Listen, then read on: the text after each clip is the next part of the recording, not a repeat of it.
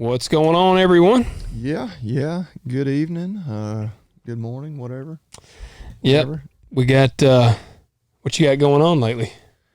Man, finally got my new kettle facilities all up and going. Ran through all of my father-in-law's cows, preg checked all them. Right. Got everybody tagged. That was one thing, just so I could start pairing up the cows and calves. I got to have ID. So did that, preg checked, castrated the few bull calves, vaccinated, that sort of stuff yesterday. And man, I'm trying to sell my white farm truck. Oh, you gonna get rid of the old Ford? Man, I think I posted it on Facebook, and I told Kellen, I was like, maybe I should ask more. Like, people coming out of the woodwork. Got a guy driving from the other side of Nashville on Saturday. Really? What'd you ask for it? Serious. 11.5. Yeah. Which I've probably got a little more than that in it, but and I found another truck, but a truck that old, I mean, it's an 02, and I talked to him about, it's like, would you take a trade? And they're like, man, we normally don't trade anything over 200,000 miles, but it's like 203,000. So like, you're close enough, we could trade for you. Man, he's like, you just need to sell it. He's like, we can give you like, $7,000 for it. And the guy was like, it's telling us you can get 11 to 13,000 for that thing, private party retail. Yeah. I was like, something that old, they can't. What year is it? It's an 02. Okay, well, what's the one you're looking at? Oh. I thought you were saying the one you're looking at's 02. Oh, no. The one I'm looking at is like a 19 or 20. Oh, okay, like nice. It's got nearly 100,000 miles on it. It might be like a 17. Year didn't matter that much to me. It's a 6.7 F-350. Has it got the bed on it like you want? Yeah, it's got a bed. Yeah. Well, now that I've had that bed, I just wanted to upgrade to something that would be a little better. Well, like I was making all those trips back and forth to my father-in-law's, and I didn't drive that truck. Yeah. I drove the 250. I was like, all right, if I'm going to have just one truck like that, it needs to be something I can get on the interstate and drive 200 miles and not worry about it. Yeah. Which, I mean, that truck probably could. I've driven it that far on the interstate. Yeah. But anyway, so I don't know. I may need somebody to take a road trip with me. All right, well, to go to haul it. Oh, to pick, where's the one you're getting? To pick the one up. Texas? No, not quite. It's West Plains, Missouri. Okay. I've never been there. So, I've been through there before. But yeah, it's about nearly a 4-hour drive. That's the guy that called me from there yesterday. He's like, when can you come? And I was like, the problem is, like, so I'm not driving something to trade in. Yeah. Like, I've got to wait until I got somebody to drive with me. Yeah. Which, hey, speaking of West Plains, that's over in our neighborhood of our buddies at Ag Zaga.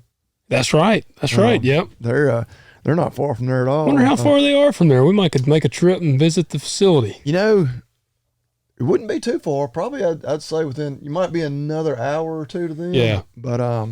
But yeah, so of course everybody knows, check them out. Use the code Talk Dirt. All caps, all one word. They're still doing the toy deals every day.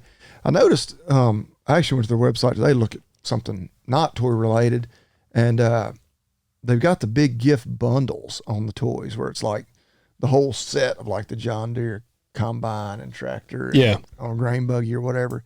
And those are pretty cool, and they're already discounted. But you can still get that 10% off. You still get that 10% off. And those weren't even like the daily deals for discounts. So it's like, they got a lot of good sales running. Check them out, agzaga.com. Yep, toys right here just in time for the holidays. I guess we're going to have to record different next week probably.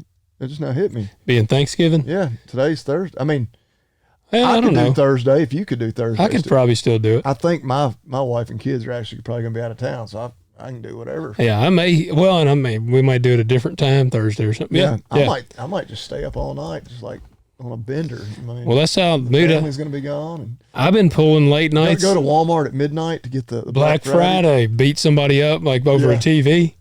I might just go and take my GoPro. And just I'm here. I think you should go and just beat the shit out of somebody over a TV. I mean, and I know this seems like probably something everybody could say, or a lot of people, but like, I've never done Black Friday shopping. I have like 2 times. I guess I'm like everybody. I fall for the online stuff.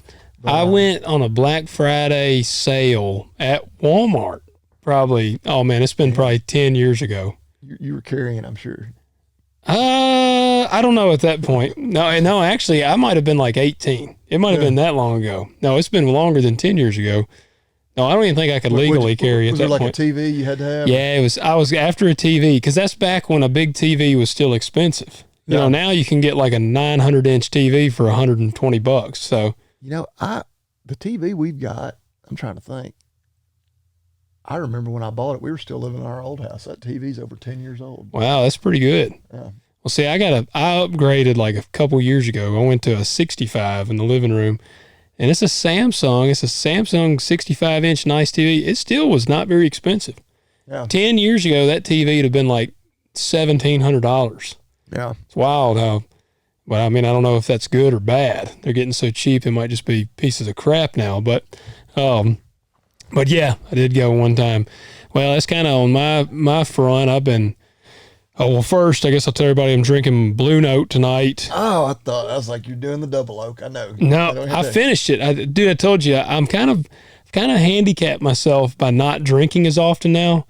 Like, I'm to the point, like I came out here, I was having to like scrap some bourbon. Oh, okay. And not that Blue Note is, slog it down? Yeah, like, and not that Blue Note is not good. It's very good bourbon, but I'm down to only I have like 5 bottles of Weller Full Proof. I've got some Rip Van Winkle, George T. Stagg. I'm down to my like my real top shelf. Yes, stuff. my very like expensive bourbon, and I only have a drink of those like on special occasions. Yeah. So I'm drinking the Blue Note. What you having? Well, man, I did this for you tonight. I've poured this one for you. What is that? Chicken cock. Oh, okay. Yeah, there you go.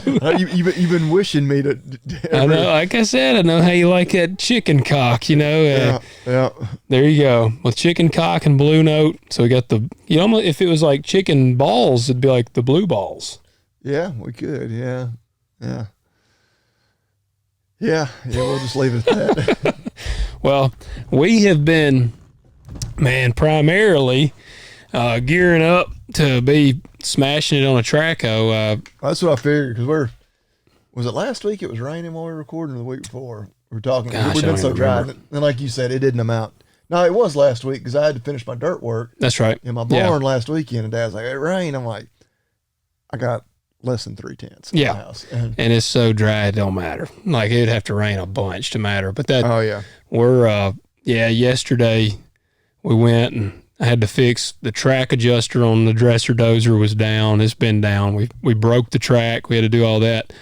Got it fixed. Then I had a leak on my Traco. Got it fixed. The Volvo. The Volvo is still down. That one's going to be a fun one. I'm afraid the pump is bad. Hydraulic pump. Yeah, which is a big expense. And well, that's what I was afraid on my tractor, but I just knew the hydraulics weren't working right. Yeah. Turns out you got to change the filter every now and then. Every now and then it is good to do that. Yeah. But today I hauled, I got a culvert. It's like a 30-foot culvert, and it's off of our farm in Drummond's where we're building. And they had to put a bigger culvert in. So this one was out there, and I was like, man, I got a spot for that. Out in Bolton, I got a crossing that's gotten real bad, so I'm going to go put it out there.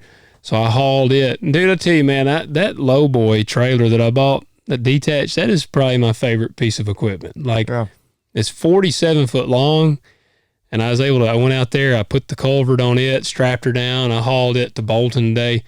I get out there, and I forgot my dang keys to my Traco. Like, my deer is sitting there, and I don't have a bar. I have nothing in the big truck on there. I'm in the white truck, and I don't have any way to get the culvert off of the trailer. Like, I'm trying to figure out, like, crap, I forgot everything. How big a culvert is it? It's 30 foot long, and it's about probably a 36-inch culvert. Yeah, that's pretty good size. Yeah, it's like the real thick plastic. Oh yeah. But it's heavy, and it had some holes like in the outer shell, so water has gotten in it, so it's also like even heavier. Yeah. It was way too heavy to manhandle. Like I tried. I was like, yeah, I'm not that much of a man. And it got down into the cradle, which was good for hauling, but it was in the cradle on the back. So it was like wedged down in the trailer.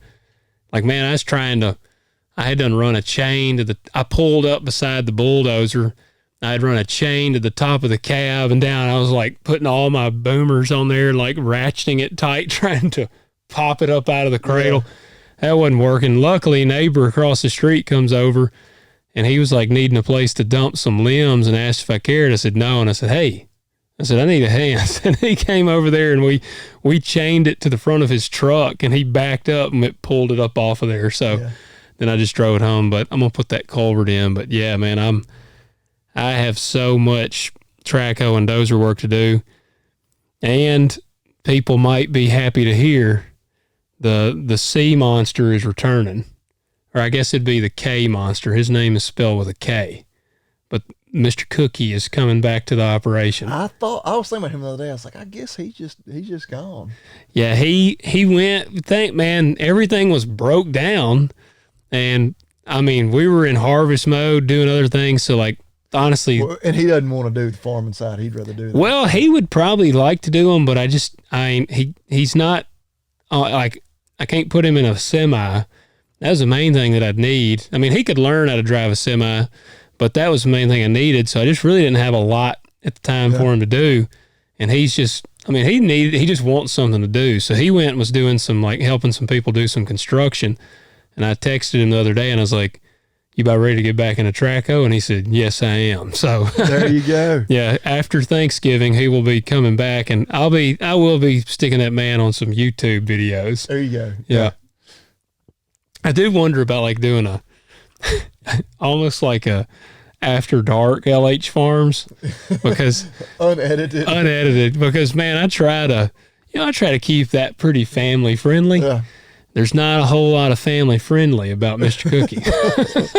The language can be pretty stout. Well, that's where just talking about the YouTube and all, I've had more people here lately that are like, oh yeah, my kids watch you all the time. I'm like, oh yeah. Definitely got to keep it clean. Yeah, I need to keep it clean. I'm the same way. Like, I don't aim to be, vulgar or anything. I mean, we use worse language here than I do. I rarely cuss. I mean, if at all, on YouTube, just because I know it is more for a general audience. And I feel like kids aren't sitting down watching us podcast. No. Your kids should not be watching us. We do not make this content. No, not for children. For that. But yeah, still, it's like, that's when I'm making those videos, like, in my mind, I'm not like a 10-year-old kid sitting in front of the TV watching me. Not that they can't. Yeah. I mean, I want it to be where anybody can, but it's still, it's like, oh yeah, hope that's all appropriate. Yeah. Somebody was telling me, like, yeah, I came in my house the other day and you were on the TV castrating a calf. Like, yeah, it's kind of weird. Yeah. Well, that's good though. That's good. Yeah, I'm glad y'all are enjoying. Yeah. Well, he'll be coming back. Hit that thumbs up button. That's right. Hit the thumbs up. Hit the subscribe. But yes, he'll be returning. Good deal. I'm actually going to be. That'll help. That is big help for you. Oh, dude, and Derek I'm going to put him on the bulldozer. Yeah. So it's going to be me, Mr. Cookie, and Derek. That's why I got both track hoes and the bulldozer. My plan is to, like, hit the farms with, like, a vengeance. Like Bolton, they've got a lot to clear, so I'm going to be running 2 track hoes and the dozer all at the same time. I'm not going to move the Volvo. Like, Volvo's going to stay there because it's just so freaking huge. But, oh, man, with 2 track hoes and a bulldozer, we should put a serious dent in that place. Yeah. So, but yeah, so that's pretty much what's going on my front. We do have still a lot of listener questions, and we are thankful. We still encourage everybody, man, send us in your questions. Like, if you got anything you want us to talk about, do not hesitate to send them in. Before we get into those, I was going to share one thing here. I'm sure you've seen, like, this farm bill stuff that's going on. Have you been keeping up with any of it? I really probably haven't.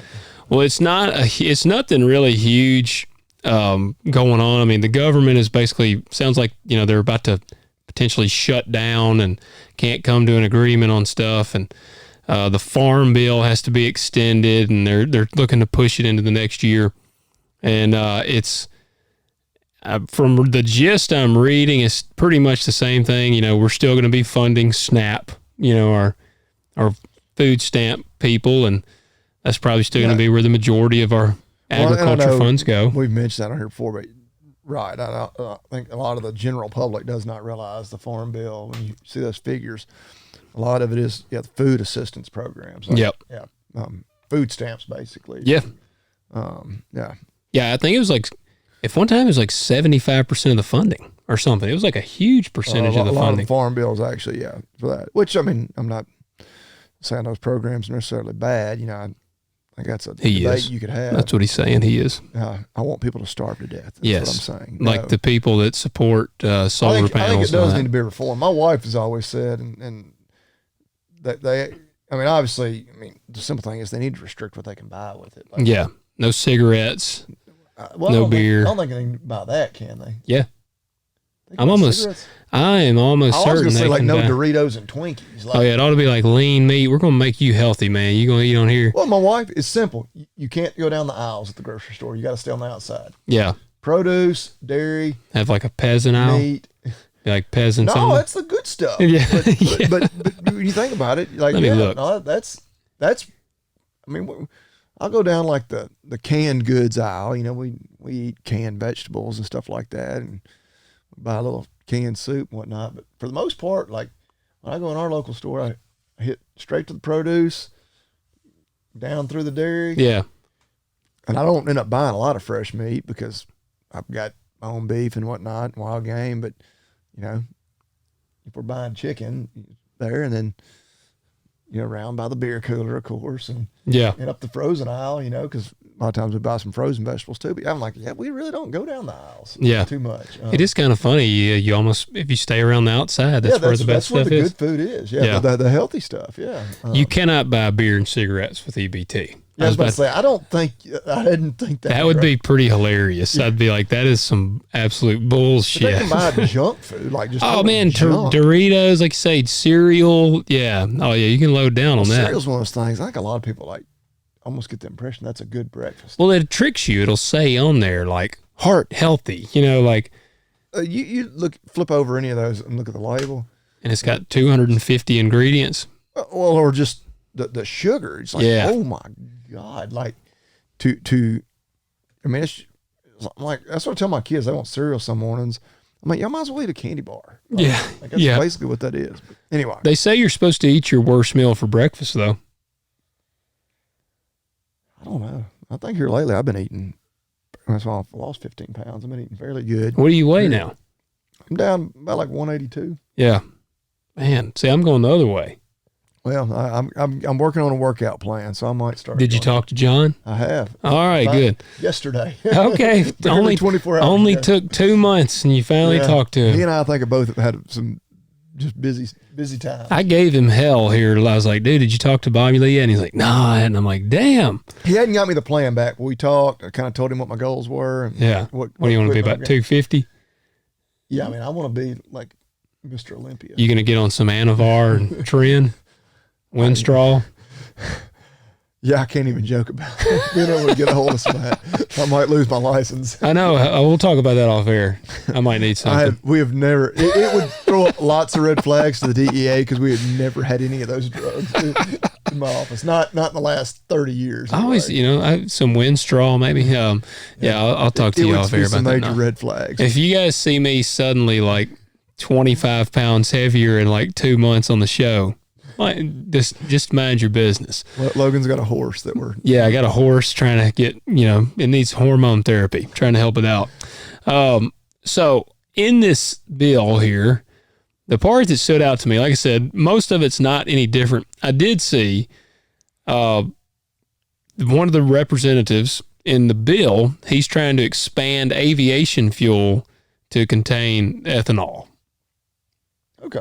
I don't know how much I'm not an expert on any of that. No, I'm not either, but it's supposed to, obviously that would help the farmers. That's the goal, to help them. Increase demand for ethanol, which. Yeah. And of course, your people that hate on GMO and all that stuff are going to be like, well, there you go. We're making so much extra. We're having to find places to put the shit. Like, that's the kind of stuff they say. Well, but I would also think that a lot of that same crowd would be like, well, we're moving away from fossil fuels. Yeah, that's bioenergy. Right? Yeah, I mean, that's totally renewable. But they hate farming. So then this was the part that kind of stood out to me. I was like, this is kind of funny. So North Carolina legislators, apparently they were trying to ban menthol cigarettes. I remember seeing something about that, like, because people were making, it became like a meme kind of thing, because it was saying it was like targeting like minorities. That's I'm not a cigarette guy, so I don't understand. Apparently, menthols, or at least the stereotype is that's more of a black guy thing, black people kind of thing. Really? I don't know. I know some white people that smoke menthols. Yeah, like I say, I don't know. But that was kind of the gist I got of it from the memes, like. Gotcha. They're targeting, minorities with some of these laws. Well, it did say, and I'm anti-government outlawing any of it. Yeah. I would go the other way and say, no. If you want to do it, by God, do it. Legalize, maybe not everything, but yeah. Yeah. Well, that's what as long as it ain't imposing on somebody else on their rights, I'm like, hey, man, by all means, go for it. But their thing here said, it's just kind of funny to me because we're for like legalizing stuff that doesn't step on anybody's rights, but at the same time, like it is very proven cigarettes. I mean, and I chew tobacco pretty consistently now. Like that's what I told Marcy today. I was like, I gotta quit this shit. I done just about started chewing full time now, but so I use tobacco often. But this says this is a clear attack on North Carolina's farm families and thousands of hardworking residents. The tobacco industry has brought generations out of poverty, sent children to college, and solidified North Carolina as the epicenter of a global enterprise. And I'm not saying I disagree with that. And it says, while the menthol ban supporters say the bill would save hundreds of thousands of lives, the representatives contend it will harm North Carolina farmers. They say the menthol cigarette industry is responsible for more than 6,000 jobs in their state alone. They said the ban will have an especially negative impact on black farmers who produce tobacco in the region. So it just kind of trips me out like, well, and again, it's going to hurt the black farmers. Maybe the black farmers smoke a lot of menthols. Well, yeah, I don't know what the demographics are on, tobacco growers in North Carolina, like primarily black farmers are growing tobacco, but I don't know. We've never had really much tobacco in our area, really any. No. But you get like in the middle and East Tennessee, it was a big deal at one time, but I know in Kentucky it's big. Yeah. It's kind of gone away though. Like up there around where my father-in-law, where my wife's from and around his old farm, like you see the old tobacco barns, but yeah, I know when I was in college, there were still some guys like fraternity brothers and whatnot of mine that from that area that they still, tobacco was still a big deal. Their families grew it.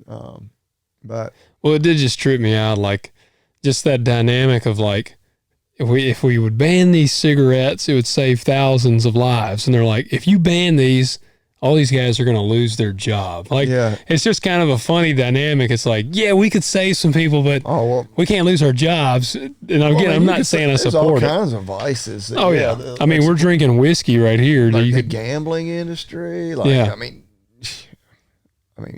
could go on and on and on for all the jobs that are created. And I remember when we didn't have the lottery in Tennessee. Yeah. Like, of course, now we're sending people to college. Freaking radio ads, like how many people?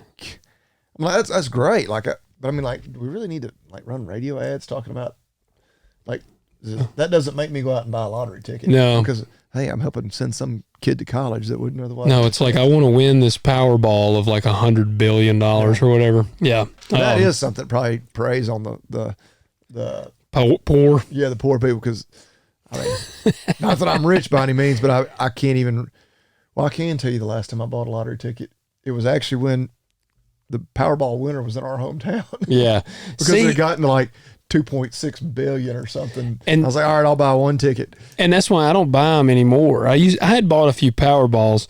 I don't buy them anymore because I'm There's kind of not going to be another winner from our town. Yeah, the odds I'm like the lightning striking twice in the same spot. Yeah. I'm like, no. Like it ain't happening. My problem again. was I bought it, but I didn't buy it in our town. I bought it in Covington. Oh, really? So when they said the winner had bought the ticket in Munford, Tennessee, I was like, well, I live in Munford. Could have been me, but I didn't buy there. I know I don't even have to check my numbers because I bought mine in Covington. Yeah, that day. Well, yeah. Anyway. So, all right, well, guys, there's your little rundown. The tobacco industry If they ban menthols, it's bad for black people, apparently. On both sides of the equation. Yeah, the farmers and the consumers.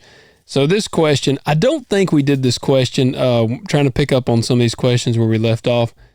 Did we do this one? This one comes from Nick. He said, last episode, y'all were talking about cows per acre.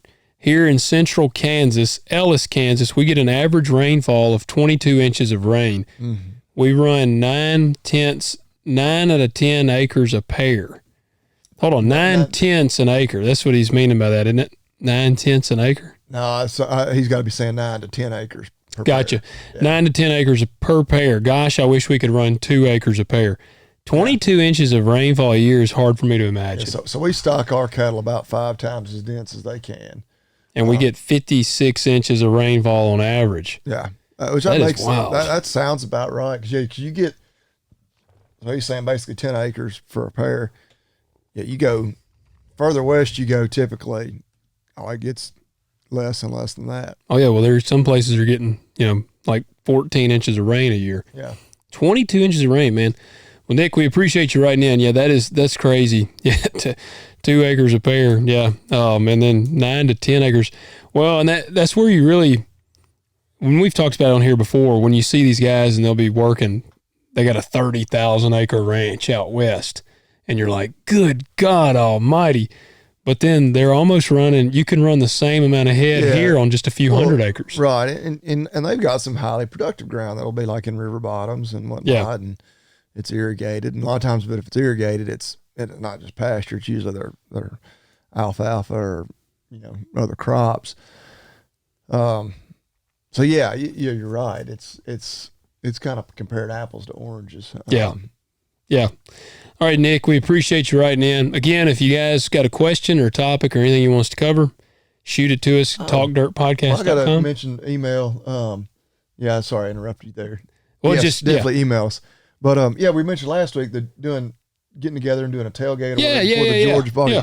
Adam reached back out to me. So appreciate that, Adam. Appreciate you listening. He was the one that had written in back nearly a year ago, talking about we need to get together and have it for the Tennessee and Georgia game this year. Well, he's going to be there. I'm not. My travel plans, which the reasons I'm not going to be there are probably the same reasons he is. They're expecting to kick our ass, and they probably will. Tennessee laid an absolute egg last weekend against Missouri, and I don't care. People will be like, Missouri's pretty good. All right, they're still freaking Missouri. Like, no. Their stadium is like a high school stadium. We went up there and got our ass whipped like we were a high school football team. Is that why the tickets are available? Is that why the hotel room's available? Yeah, that's why I'm giving away, I gave away a hotel room, which I'd booked that hotel room for the game that we didn't get to go to when my father-in-law had his accident, and they wouldn't let me cancel it. They had already charged me, and they wouldn't give me my money back. Yeah. They said, but we'll let you push the date back. I was like, well, put it for this weekend. And now, as soon as we got our ass kicked last weekend, I was like, my wife and I were both like, yeah, I really don't care to go. And sure enough, we'll probably play better than we should this weekend, and it may be a decent game. I figure for maybe about 2.5, 3 quarters. But now they're going to beat us. I hope I'm wrong. I will be glad to be wrong. I'll be smoking a cigar. No, we reserve that for Alabama. But I might still smoke a cigar on Saturday night if that happens. So was Adam going to be there? Adam's going to be there. Adam, enjoy. I hope, deep down inside, I hope you don't get to enjoy the game as much as you would like. But enjoy Knoxville. If it was going to be, that just us losing last weekend took a lot of the shine off of that potential matchup. So. Yeah. Well, there you go. It's going to cost me about $2,000 for the full weekend, which I was already in for about $500 on that hotel room. But tickets, another hotel room, fuel, probably about another $2,000. So I was like, we'll just watch it on TV. Well, there you go. Well, all right. So Andrew writes in, hey, all right, how's it going, guys? First off, your podcast is top notch. Appreciate that. Truly appreciate the unbiased and no PC opinions, as well as the wealth of knowledge y'all give out. We appreciate you, man. And he said, please review Joe Rogan and Dale Brisby's podcast.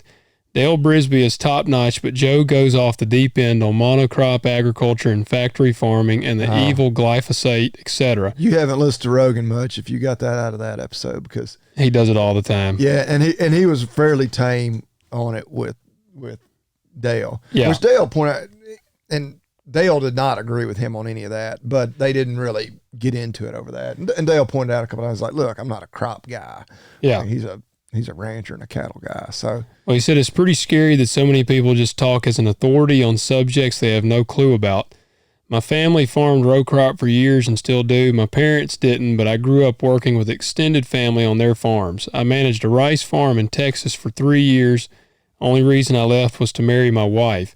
Currently working in the rental business and trying to get back started with local farmers to gain some ground and go at it on my own. Like I said before, thank y'all and have a good one. So I have not listened to that podcast yet. I have listened to snippets of them, and now it was all rodeo discussion. It was pretty enjoyable. But well, Dale's, I mean, he's a comedian basically. Oh yeah, he is. But Joe is. I like Joe. Like I like a lot of his podcasts. Like I don't listen to a ton of them because they are very long. But yeah, you need to be road tripping. You do. But now I did listen to his. Did you ever listen to his with Will Harris from White Oak Pastures? Kind of same like you said. I've Snippets. But I don't know. I mean, well, I say that's the one I think that really Will went in there, and Will is very. I mean, I like a lot of some of the stuff Will does. Yeah, I don't like their approach necessarily and how they demonize everybody else. Yeah, exactly. Yeah. Like they're the only ones doing it the right way. Yeah, acting like, and look, I think it's a lofty goal and great to have lofty goals, but like to act like everybody should just start doing it their way and we'll all be fine. Like, look, that's one thing I will hammer home to anybody. What works on your farm may not work for the guy literally across the road. Yeah. Like in that example, it's probably not that much difference, but like literally from one side of the county to the other, the type of ground you have. Well, I mean, you've mentioned on here, you farm some ground that is highly productive. You can do all sorts of crazy stuff with it. It's going to produce. You got other ground that's marginal at best. And you can't do all. And so to try to put a one size fits all thing, but yeah, Rogan's always like, he's very anti-monocrop agriculture, which we'll admit there are flaws in that system. Yeah. He's very anti-glyphosate, because he's been roped in by, I mean, he's had RFK. Didn't he have RFK Jr.? Oh yeah, I listened to pretty much all of that one because I just wanted to hear. Then I listened to Kevin Folta, who I believe Kevin has been on with Rogan, which I need to go back and look that one up. It sounds like it was several years ago. I've listened to that one. Because Kevin is like a PhD, I don't know exactly his field of study, but he is an expert like on glyphosate and those sorts of things. Genetic modification, whatever. But he did his own podcast pretty much. It was like a rebuttal to everything RFK and Rogan. It was really good. He needs to have Dr. Larry Steckel. I don't know that one. Man, you don't know Larry Steckel? No. I figured you knew him being a Knoxville man. He's in the UT Ag. He's like Knoxville extension guy, and he is he's one of the chemical men on there, man. Well, Kevin does a good job because he'll like play like a minute or two segment from Rogan and RFK, and then he'll break down. He's like how he was wrong. I gotta look that up. What's his name? Kevin Folta. Folta? Yeah, I'll look it up while we're talking and tell you the exact name of his podcast. But he Fulta? Folta. I believe that's who it is. But anyway, I might be completely wrong. But I'll look it up. I first heard of him because he was on with Sharky one time. Gotcha. But yeah, and he refused. And he points out, he's like, look, RFK's he's a lawyer. Yeah. So he's like, he words what he's saying about glyphosate very carefully, where he's not lying what he's saying, or something. but he's like, it's not. There's not a lot of substance really to what he's saying. Yeah. But that was one thing I wish Dale had probably gone back at Rogan on a little more. But I mean, I understand he wasn't there to debate him necessarily. They were there, and that's it's kind of almost like to a degree, Joe is kind of putting the guests in a difficult spot because you're on the Joe Rogan podcast. Like, yeah, and as big of a star as Dale Brisby is, like that was an enormous platform for him. Yeah. Like Rogan is a lot bigger deal than Dale Brisby. And so, yeah, Dale, you don't want to go on there and just be a total, douchebag on everything. I see he was on Joe Rogan, Kevin but Fulton. Rogan did attack like animal agriculture, like the feedlots and what. I'm like, all right, he kind of set it up to where Dale probably could have, I don't want to say should have, but could have pushed back on him some there, and he didn't really. Yeah. And he did point out at one point, because Rogan was talking about grass finished. He said, "Now I'm a grain finished guy." Yeah. And so, but you could tell they weren't. I don't know if Rogan was trying to see if he would really debate him, and he didn't. I don't know, but no, it was an enjoyable podcast. But yeah, Rogan, that is the biggest area where I do disagree with him on. He's very anti. He's a typical like, celebrity. Eat elk meat, and I'm like, I love elk meat. Like, dude, like the masses can't all go out and grab their bow and shoot them a bull elk or two. And I still I'll be honest, I still like beef better. Yeah. Bottom line, elk's really good. I mean, I love. But it's so lean. Like it is very lean. Like I've never killed an elk, but I had a buddy send me a bunch of elk. Yeah. He sent me some ground and some backstrap, and it was very good. But if somebody said you can eat you can eat beef or you can eat elk for the rest of your life only, man, I'm picking beef. I'm going with the beef. And it's the fat content that makes the beef so darn good. Like, that's where all the flavor is. So I believe Kevin's podcast is called Talking Biotech with Dr. Kevin Fulton. Gotcha. We'll see if that's the one where he is good, where he goes back and he pretty much, because I mean that's like, he is an expert at the field. Yep. Rebuttal to RFK Jr.'s glyphosate comments on Joe Rogan. That was his June 20th podcast. Well, I'll have to go back and look up. I saw where he was on Rogan. I'll have to go listen to that one because I'll be curious, because, I mean, Joe, and that was an earlier podcast. That was like 755. Joe is like, I think, deep into the thousands now. Yeah, that'd be several years ago, yeah. Yeah. So, I don't know. I'll have to check it out. But, Joe is, again, he's pretty good. I mean, I don't think Joe is the greatest interviewer in the world. Like, he gets a lot of people that think that. I mean, he honestly just has a vast array of guests, and they go down like him and Dale would go down the clips I listen to. He's good at pulling out like just obscure. He chases rabbits, man. He chases a squirrel or whatever, and it opens up different conversations that you just wouldn't expect. And I think that's good. And Joe is good at doing that. But I also think Joe has got some very strong opinions that, I completely disagree with. That would be one, his faith standpoint. Like he's not, I mean, he is just agnostic. Yeah. And Joe is kind of like, at times, one of the things that's kind of funny about him. Very, very Christian, like very much so. But Joe is like almost a chameleon to a degree. Like when he had Dale on, Joe, which I haven't listened to the whole episode, but the snippets, Joe never made any remarks about Christianity. But now when he has a guest on who's like also staunchly atheist or agnostic or something, and that guy makes fun of Christianity, Joe is like a lion to the, going at it. Like he's like all in on, let's make fun of the Christians. But he don't do that when he's actually got a Christian on the show, at least that I've heard. The most uncomfortable Joe Rogan podcast I've ever listened to was with Steven Crowder. Have you listened to that one? No. Oh man, it was several years ago. Steven, do you know who Steven Crowder is? So he went on there, and Steven is not pro marijuana. Like he didn't think marijuana should have been legalized. And he mentioned that on the podcast. He's like, I just don't think it should be legalized. And Joe is like immediately offended by this. And Steven was like, well, the statistics show this. Like he had statistics backing up why he believes this.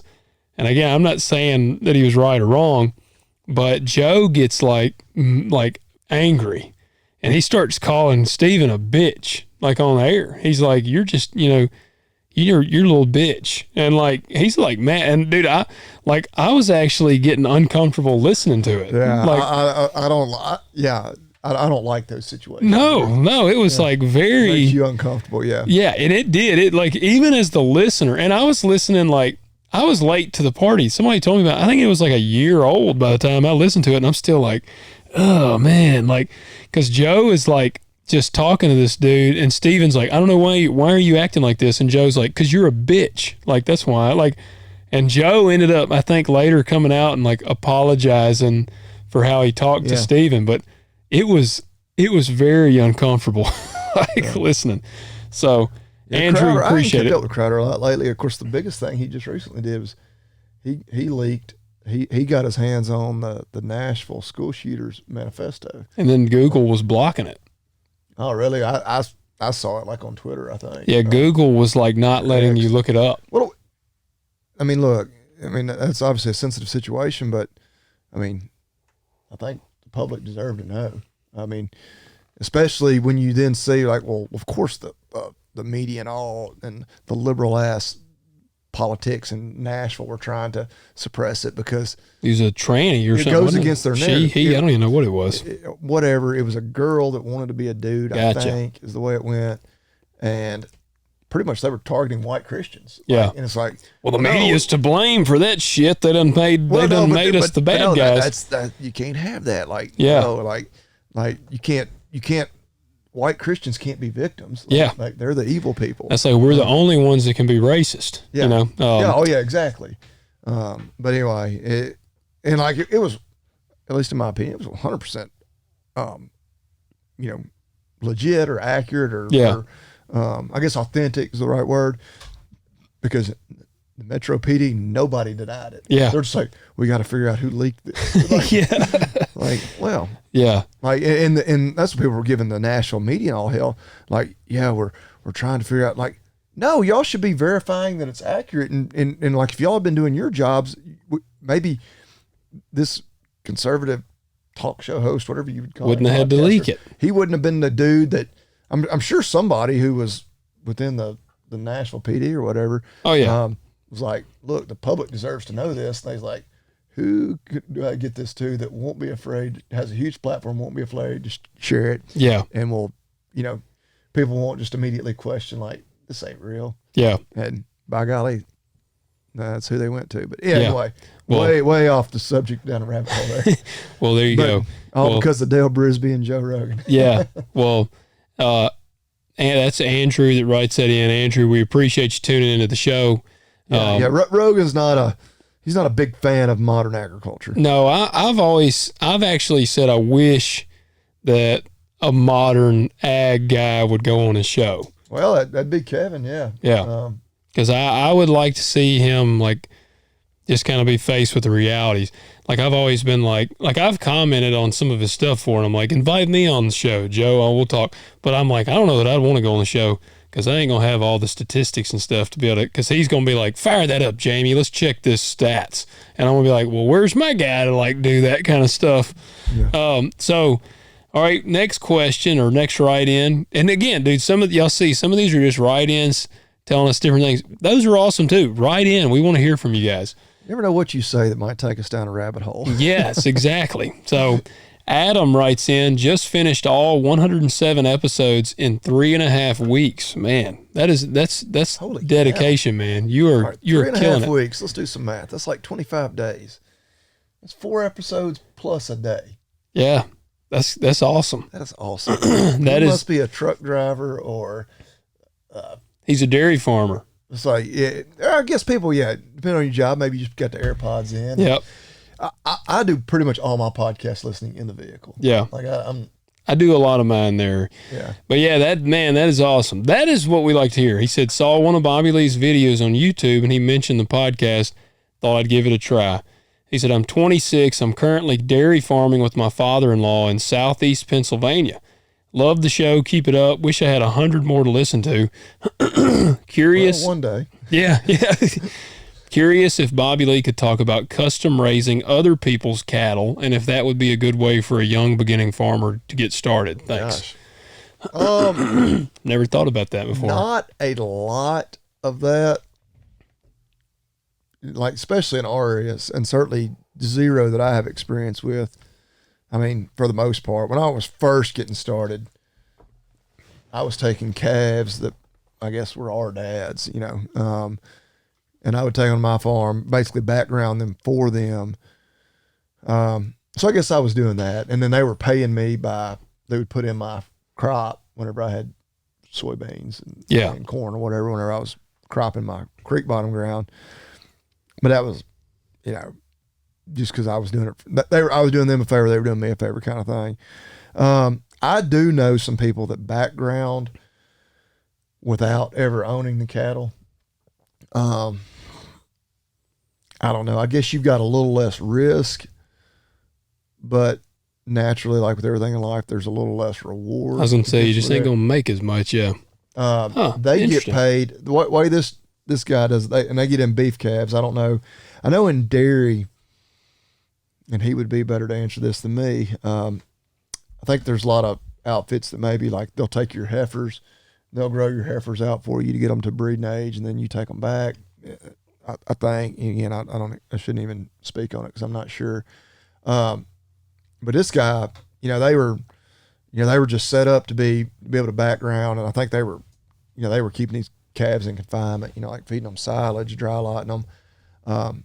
But they would get paid so much for every pound they gained. Gotcha. Yeah. But the one advantage of it was they never had to fork over, the overhead, $70,000 or whatever to buy, a truckload or two of calves.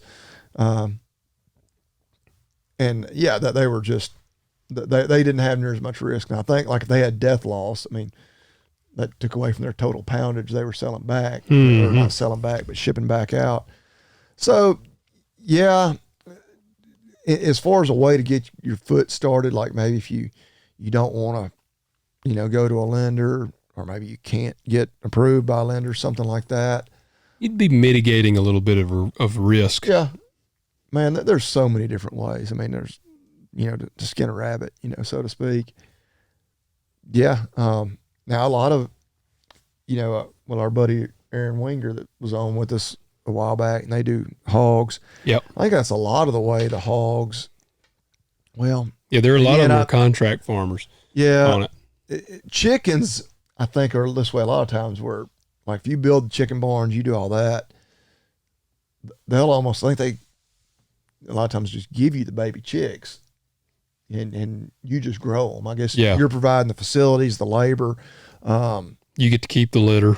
I don't know if you have to buy the feed, or if they provide you the feed. I don't know on that part. But yeah, a lot of times, yeah, that is a situation. I think, on the hog barns, you build the barns and they supply you the pigs to put in there, and basically, just pay you to raise their pigs for them.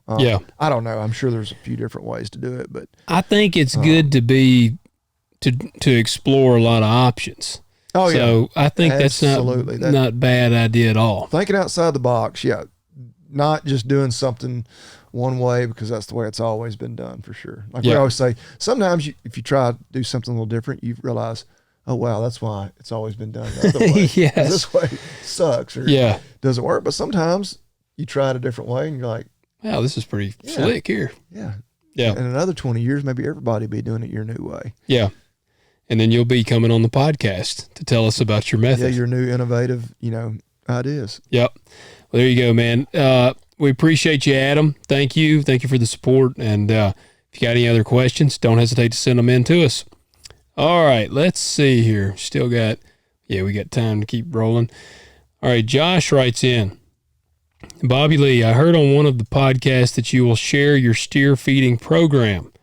I am starting to feed out more and looking into grinding and mixing my own feed. I have a decent grinder / mixer, but don't know what to mix other than corn for a finishing program. Up until now, I have always had local elevator deliver bull mixes for me. Could you email me the rations? So, I can text you the email. Logan will share your email with me. Basically, the plan I've got, which if you've got a grinder, you can grind some corn, but one of the benefits of this plan is you don't even have to. Now, you increase the feed efficiency of it by somewhere like 10 to 15% if you can. Have cracked or ground corn. And basically you just need a protein supplement. I use a pelleted feed. It comes from Tennessee Farmers Co-op. Call it Tenderlane. It's like a 42% high protein feed with rumensin. You can just use like soybean meal or cottonseed meal, which they're both typically going to run in the 40 to 45% protein range. Or just feed them beef. Yeah, actually, I'm pretty sure that's illegal. But because of BSE. Okay, so they can't be cannibals. Mad cow, yeah, because that's one way because those prions. But interesting. Yeah, so now of course my plan helps lay out more of the ratios, of how much corn you feed versus how much protein supplement. But would absolutely work if you were grinding your corn too. So yeah, it would be even better if you were grinding. Yeah, I can share it with you. It's an old University of Tennessee extension paper that for whatever reason you cannot find it online anymore. But I saved the PDF file, so that's why when people are like, "Why don't you just like put it out there on?" It's in a PDF file, and I guess there would be a way. Maybe we ought to put it on the website. Maybe I could put a link to it, but I don't know. But if I'm not that tech savvy. Like, can I do a link to like download a PDF file, like where like the public can do it on the website? I mean, we could probably like copy and paste the program. Is it a lot? No, it's only like 7 or 8 pages. Oh, that's a lot. Yeah. Well, I mean, it ain't. But I mean, it's. I mean, like to copy and paste and just put on a website. Just put on our Talk Dirt page or something, or if you got like a Hurricane Creek page, put it on there. You could probably make a. But then I don't know, like, could I get in trouble with like the original authors? I mean, it definitely credits them. I mean, I don't know. I'm an iPhone guy, and I don't even. It's saved in my iBooks, which is where you. Yeah. I mean, like, here's the file. This will be in your email before you even hear this podcast. No, it's only 4 pages. It's a really, I mean, it literally. I don't understand why they don't have it available anymore. Well, I found it like on a random internet search, like feeding beef cattle for freezer beef, whatever. But you cannot find it on the internet anymore. Huh. Whatever. Well, it'll be emailed to you. I'll email it, and I can email it to anyone else that. If anyone else is ever interested in that, reach out to me. You can email me directly through my website, hurricanecreek.farm, or reach us on Instagram, whatever. We're like, who was it said I'm not hard to find? That was Dion, Coach Prime. Oh. Said I ain't hard to find. Yeah. I'm not terribly hard to find. Well, there you go. There you go, Josh. Appreciate you writing in. Bobby Lee will shoot that over to you. It is sent. I'm going to take one more. Hey, let's see here. Oh, that's actually somebody writing from, have you ever heard of Cattleman U? Sounds familiar. Like, I don't know. I'm afraid to say who I think, what group may be behind it. Well, they want to be on the podcast. Oh. Yeah, they emailed to come on the show. So there you go, guys. We'll see. We'll communicate with them. Yeah, Cattleman U. No, they may be independent. Is this the meat packers like trying to gain ground with us now? They're like, we're going to infiltrate. For some reason I was thinking this sounds like something like the NCBA does, but no, I don't think it is. They're like, we'll infiltrate. Very quick search and going to their website. No, sorry to have potentially lumped you in with a group that we don't care a whole lot for. Yeah, I don't. For my in like looking here, they sound pretty good here. Hey, actually, we might have just caught up on all of our listener questions. If I've missed anybody, if you're listening and you're like, man, my question was submitted, I never got it answered, there's a possibility that I might have missed it. So send it again. Go to our talkdirtpodcast.com page, contact, and submit your question in there and get it to us. Do not, I'm not going to say do not, but it's a lot better chance of us getting to your message there than like on our Instagram or something. Cause man, I'm kind of sporadic at checking messages on Instagram. And so shoot us an email. Some of them get like buried in like your hidden request along with all the porn spam messages. My God almighty, do you get a lot of those? Not a lot. I get like some random ones where like you can tell it's spam. It's like, hey, I really need you to help me with something. Look. And it's like. Look, I go to request right now. It's 10 hidden requests. Look at all these. I might have some hidden ones. Look at these. Every one of these, except what is this one? This one. I don't know what you've been looking at on the. Dude, I get so many. Which I clear them a lot of times, but I have zero. I clear them a lot, but I get them right back. This drives me insane. Yeah, I can honestly say I hadn't been looking at no porn, but I mean, it's PJ's Auto World, and it'll be like, click the link below, and it's got a bunch of emojis, an 18 with a line through it, a lot of a moist emoji, the liquid spraying out. I just can only assume what that means. Oh, look at that. That one says, look at that word. No, they ain't even trying to hide it. No, they're not. So, yeah, I get those all the time. I literally delete them about every 4 days, and then I'll have 7 to 10 more. I guess because I was just deleting them so much, I hadn't been even getting them. Tim Scott. Now, like on Twitter, like if I get a new follower on Twitter, like it's a 99% chance, like I'll click on it and it's some kind of a bot. Really? And it's like, it's not even like porn necessarily, but it's always like an attractive lady. And you're like, okay, this is clearly not a real person. Well, look at who I'm lumped in this one with. There's Tim Scott. That was the U.S. Senator from South Carolina. And then the Sheriff David Clark. Oh yeah. I'm like, hey, I'm amongst a good crowd here in this little group of, and it says message is hidden based on your hidden words preferences. I don't even think I want to click on that one. Yeah. But so yeah, don't. Again, I keep saying don't. Feel free to reach out to us on Instagram, but just don't hold your breath on me there.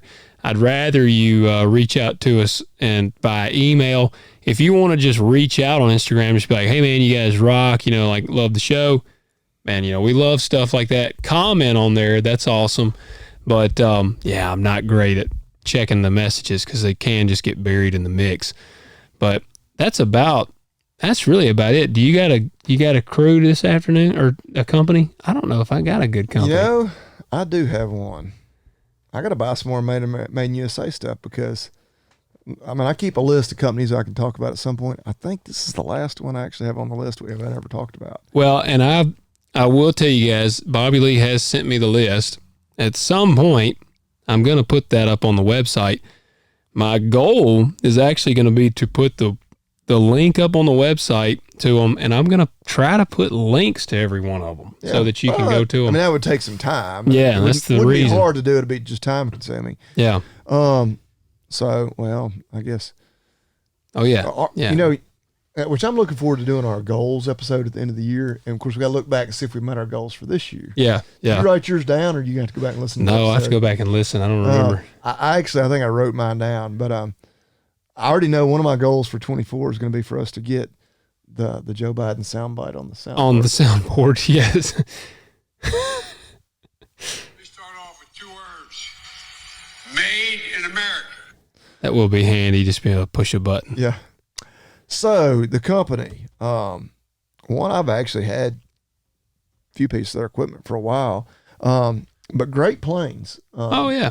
Yeah. Great Plains Manufacturing. I think might be their exact name. Make all sorts of implements. A lot of drills. Well, they make a lot of drills and planters, like even some big time row crop stuff. Well, there's a 30-foot in double bridges down there. That's right. Yeah. So they're not just small, but they do make a lot of smaller implements. Yeah. For like more like food plot type planters or, pasture innovation, that kind of stuff. But most recently, and actually my dad bought it, but I've been using it more than him. Bought a box blade from them. I got to look at the other day. It's like, you know what? And I looked them up. Yes, pretty much all their manufacturing is done across Kansas. Gotcha. They have several different locations. It's all sorts of, different things. I've used, Dad has one of their planters. Yeah. The small little, I think it's actually called a no-till seeder. Great Plains Manufacturing. Website is GreatPlainsMFG.com. But yeah, all of it's made right there in Kansas. Yeah, pretty good company. They make really great products. Just specifically that box blade, I was using a bunch. We got to looking at all the dirt work I needed done. At first, we thought we need to bring a dozer down there, and Dad was like, you know what? It's like, I think just tractor and a box blade. And he was like, I need a 7-foot box blade anyway. He's like, see if you can find a box blade. and this, I'll give a shout out to our local Great Plains dealer, which is First Choice Farm and Lawn. Or okay, I was wondering. First Choice Yeah. Well, it was crazy. So it was like 9 o'clock one morning. Dad texted me or called me. He's like, hey, he's like, I need a 7-foot box blade. He's like, I want one anyway because that's big enough. I can put it on my his 100 horse or so tractor And do the tracks out. Yeah, exactly. He's got like a 6-foot or a 5-foot, for his little tractor. He's like, I need a 7-foot. He's like, who do you think will have it? I was like, well, I'll text my buddy Craig over at First Choice. Yeah. And shoot, yeah. Craig was like, yeah, let me look and see. Within like 5 minutes, sent me a picture of one. I was like, okay, how much? And he told me, and I was kind of like the middleman. I told Dad, and Dad's like, well, yeah. He's like, can they bring it to us? And he's like, yeah, we'll bring it to you. And they had it at my house at like 3 o'clock that day. Dang, wow, they didn't waste no time. Even when Amazon was like Prime. When Prime was really prime and you could order something one day and have it the next, they couldn't do same day. Yeah. Like I never even had a phone conversation with it. It was all text. Yeah. I was like, you have a 7-foot box blade.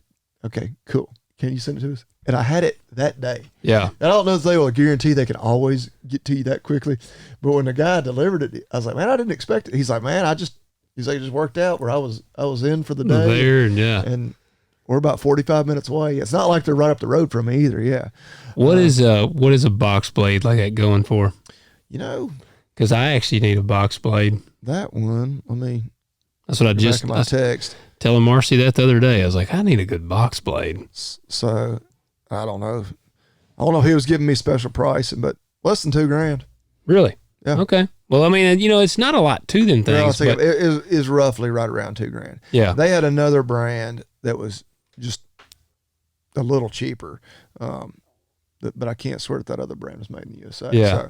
So, we went to Land Pride. The Land Pride they had right there on their lot. He texted me the other day, and he was like, man, Kubota's got some 150 horse tractors or something now. And he was kind of like, I don't know if you're interested.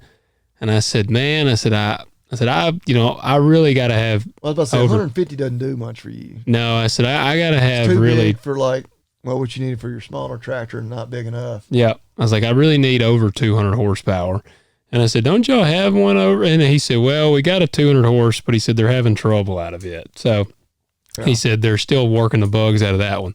But he goes, but if you need big horsepower, he said, we're also a versatile dealer. I said, well, I'm sure those are really nice and cheap because those are, you're getting up into 400, 500, 600 horsepower range on those. Because First Choice has like 7 locations. I think specifically, maybe they're storing in Union City. They usually have 1 or 2 on the lot. They're cool looking because they got an old school paint job on. Yeah. Like they look kind of like, it almost looks like an 80s model paint job to me. Yeah.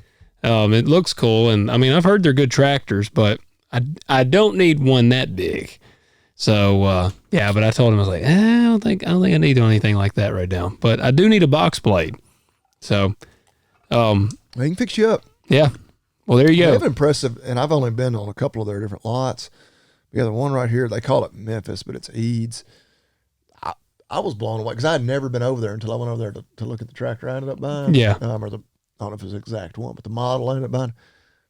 Like, I expected them to have some inventory. Like, no, their inventory blew me away. Really? Like, whoa, like y'all have some stuff out here. Yeah. Yeah, because, John Deere, like the one that I use a lot, man, sometimes it's hit or miss on whether or not they'll have a lot. And it's just something cool. You want to, when you roll up on the lot, you want to see like that. You just want to see a lot full. Like, they had it all. I was like, oh, wow. Like, I didn't expect them to have all the round balers and mowers and rakes and everything. Like, no, like literally if you had to walk in there that day and had to leave with they got something setup, there you're going to have. You could do it. Yeah. But yeah, Great Plains Manufacturing. Check them out. As always, check out agzaga.com. Don't pay full price. Number one, because they're running some really good sales. but number 2, because you're going to use that discount code, Talk Dirt, all caps, all one word. Get your Christmas shopping done. Yep. Go ahead and get an early start on your bale wrap for next hay season, toolboxes, water hoses, Whatever. you name it, air hose, whatever. You just got to look at them and see. They'll surprise you at all the stuff they have. Yep. Well, guys, we appreciate you. And, we'll catch you next week. We'll be right here, good Lord willing. That's right. Probably, maybe even it'll be our Thanksgiving special. It will. We may be recording right here on Thanksgiving. We might have some dressing, eating it right here on air. Too many carbs, man. No, I'll cheat for Thanksgiving. You got to. All right, guys. Catch you later. See you next week.